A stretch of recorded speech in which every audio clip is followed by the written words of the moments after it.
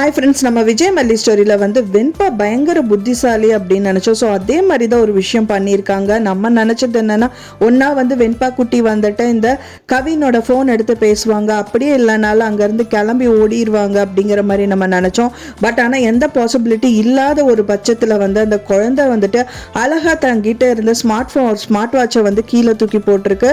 So அதை பார்த்துட்டு நம்ம விஜய் மல்லி வந்துட்டு அங்கே வந்துட்டாங்க அப்படின்னே சொல்ல. ஸோ அங்கே வந்துட்டு அந்த ஃபோன் அந்த வாட்சை வந்து கையில் எடுத்து வச்சுட்டு, என்னது இது யாரோட வாட்சுன்னு பார்த்தா அது வெண்பா குட்டியோட வாட்சு தாங்க.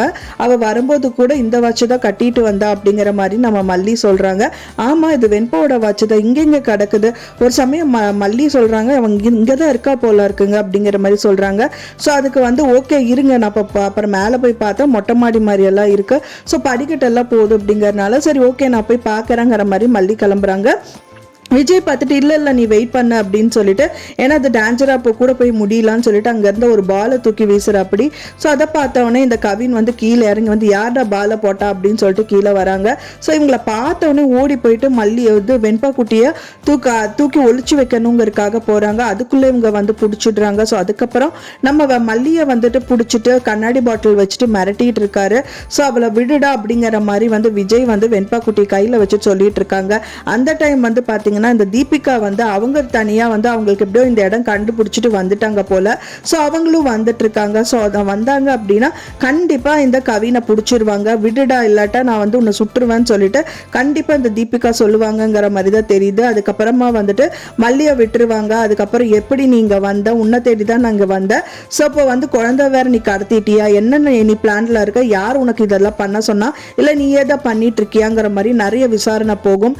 ஸோ அதுக்கு மத்தியில் வந்து பாத்தீங்கன்னா சுடர் பத்தி ஏதாவது ஒரு விஷயங்கள் சொல்லுவாரா, இல்ல தானாதான் இது பண்ணாங்க அப்படிங்கிற மாதிரி சொல்லுவாராங்கிற மாதிரி எல்லாம் நிறைய டவுட் வந்து வந்துட்டு இருக்கு. மெயினா காசு வேணும் அப்படின்னு சொல்லிட்டு தான் இவன் தான் என்ன மிரட்டி இருக்கா மேடம் அப்படிங்கிற மாதிரி விஜய் சொல்வாரு. ஸோ இதனாலேயே வந்து இந்த கவின் வந்து அரெஸ்ட் பண்ணப்படலாம்.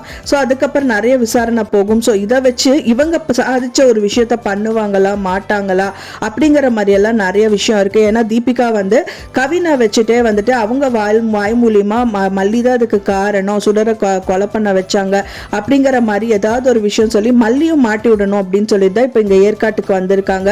ஸோ இவங்க பிளான் வந்து அது நடக்குமா நடக்காதாங்கிற மாதிரி நிறைய எண்ணங்கள் இருக்கு. ஸோ வெயிட் பண்ணி பார்க்கலாம் ஃப்ரெண்ட்ஸ், என்ன நடக்க போகுது அப்படின்னு சொல்லிட்டு. நான் சொன்ன இந்த தகவல் உங்களுக்கு பிடிச்சிருந்தா மறக்காம லைக் பண்ணுங்க, ஷேர் பண்ணுங்க, கமெண்ட் பண்ணுங்க, சப்ஸ்கிரைப் பண்ணுங்க.